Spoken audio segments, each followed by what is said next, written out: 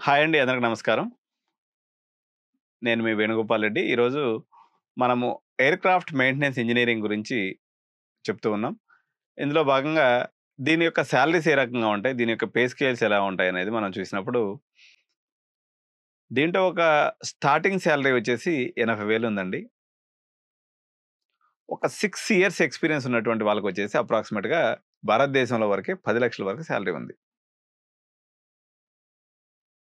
Experience అనేది పెరిగే కొంది మీకు దీని యొక్క సాలరీ అనేది పెరుగుతూ వస్తుంది. సరే, ఎక్స్‌పీరియన్స్ అంటే ఏంటి? అంటే వీళ్ళకి టైప్ రైటింగ్ అంటారండి. ఇప్పుడు ఉదాహరణకి ఇప్పుడు మనం జీఎంఆర్ ఏవియేషన్‌లో తీసుకున్నప్పుడు టైప్ రైటింగ్ వచ్చేసి ఏ320 మీద ఇస్తారు.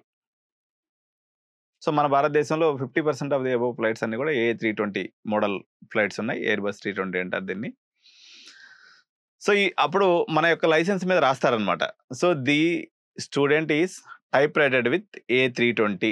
దీన్ని ఎండార్స్‌మెంట్ అంటారు. ఇట్లా మనకి ఏరోప్లేన్స్ 10 రకాలుగా ఉంటాయన్నమాట. నువ్వు టైప్ రైటింగ్ చేసే కొంది నీ యొక్క ఎండార్స్‌మెంట్ అనేది ఆ యొక్క ఫ్లైట్ టైప్ రైటింగ్ అయిపోయినట్టు మీకక్కడ లైసెన్స్ మీద రాయటం జరుగుతుంది. సో, మీరు ఒక 4, 5 ఎండార్స్‌మెంట్ అయిపోయినాయి అనుకోండి. ఇక మీ యొక్క సాలరీకి ఆకాశమే హద్దు. స్టార్టింగ్ సాలరీ అయితే 80,000 ఉంది. మాక్సిమం సాలరీ లేకపోతే మీకు ఎండార్స్‌మెంట్స్ ఒక 5, 6 ఎండార్స్‌మెంట్ అయినాయంటే మీకు 10,00,000 రూపాయలు ఎటు పోదు. సార్ మరి టైప్ రైటింగ్ అన్నిట్లో మేము చేసేస్తామంటే మీరు చేయలేరు. ఎందుకంటే ఇప్పుడు ఏ777 అని చెప్పేసి ఒక ఫ్లైట్ తీసుకున్నాం అనుకోండి. అప్రాక్సిమేట్‌గా ఒక్కొక్క టైప్ రైటింగ్ చేయాలన్నట్లయితే మనకి 25,00,000 ఖర్చవుతుంది. అందువల్ల ఎవరు సొంతంగా చేయరు దీన్ని. వాళ్ళ కంపెనీ అవసరాన్ని బట్టి కంపెనీ వారే దీనికి స్పాన్సర్‌షిప్ ఇచ్చి వాళ్ళు చేయిస్తారనమాట. ఎందుకంటే ఒక్కొక్క మిషన్ వచ్చేసి ఇది కోట్లలో ఉంటుంది. ఇప్పుడు ఆ 777 అనే మిషన్ అని చెప్తున్నాను కదా! 100,00,00,000 ఉంటది. అందువల్ల ఇది కాస్ట్‌లీ ప్రోగ్రామ్ ఉంటది. చాలా ఈజీగా మనం చేయడానికి ఉండదు.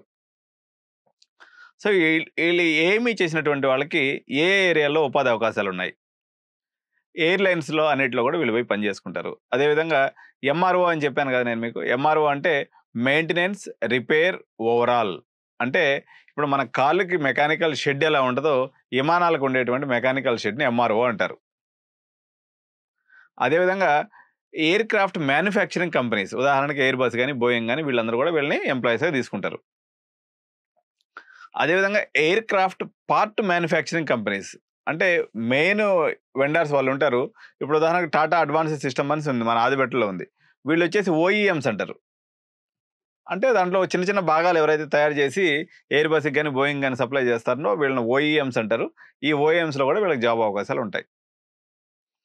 ఎయిర్‌క్రాఫ్ట్ ఆపరేషన్స్ ఆర్గనైజేషన్స్ ఉదాహరణకి ఎయిర్‌క్రాఫ్ట్ ఆపరేషన్స్‌ని చూసుకునే దానికి కొన్ని సంస్థలుంటాయి. అటువంటిది ఇక్కడ కూడా వీళ్ళు ట్రైన్ చేయొచ్చు. అదేవిధంగా ఏవియేషన్ ఇందాక మనం చూసుకున్నాం కదా! బీబీఏ ఉంటది. దీంట్లో ఏవియేషన్ ఇండస్ట్రీలో 10 రకాల కోర్సెస్ ఉన్నాయి. మీరు అందులో టీచర్స్‌గా కూడా సెట్ అవ్వచ్చు. అదేవిధంగా ఫ్లయింగ్ క్లబ్స్ ఉంటాయండి.